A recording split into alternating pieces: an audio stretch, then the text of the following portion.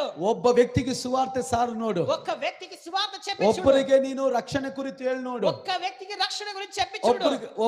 ಒಬ್ಬರಿಗೆ ಯೇಸು ಕ್ರಿಸ್ತನ ಬಗ್ಗೆ, ನಮ್ಮ ಯಜಮಾನನ ಬಗ್ಗೆ ಸಾರಿ ನೋಡು. ఒక్క వ్యక్తికి యేసయ్య రక్షణ గురించి చెప్పి చూడు. ಎಷ್ಟು ಸಂತೋಷ ಗೊತ್ತಾ? ఎంత సంతోషం. ಕೋಟಿ ಕೊಟ್ಟರು ಅಷ್ಟು ಸಂತೋಷ ಬರಲ್ಲ. ಇಚ್ಚಿನಂತ ಸಂತೋಷ ಲಕ್ಷ ಕೊಟ್ಟರು ಅಷ್ಟು ಸಂತೋಷ ಇರಲ್ಲ. ಇಚ್ಚಿನಂತ ಸಂತೋಷ. ದೇವರ ಸೇವೆಯಲ್ಲಿ ಇರುವಂತ ಸಂತೋಷ ಅದು ಭಯಂಕರವಾದ. దేవుని పరిచర్యలో ఉండేటువంటి సంతోషం అది భయంకరమైనది. Hallelujah, hallelujah, amen, amen. ಯಾಕೆ ದೇವರು ಈ ಯಜ್ಞಗಳನ್ನ ಬೇಡ ಅಂತ ಹೇಳಿದ್ದು? ఎందుకు ప్రభు ఈ బలుల నైవేద్యములు నాకు ఇష్టం లేదంటున్నాడు? 18ನೇ ವಾಕ್ಯ ಹೇಳ್ತದೆ, ಜಜ್ಜಿದ ಹೃದಯ. 18వ వాక్యం చెప్తుంది విరగొట్టిన మనసు. 51ನೇ ಕೀರ್ತನೆ 18, 19 ವಾಕ್ಯ ಹೇಳ್ತದೆ, ಜಜ್ಜಿದ ಹೃದಯ, ಮುರಿದ ಮನಸ್ಸು ಆತನಿಗೆ ಇಷ್ಟವಾದ ಯಜ್ಞ. చూడండి 51, 18, 19 ಕೀರ್ತನೆ 51, 18, 19.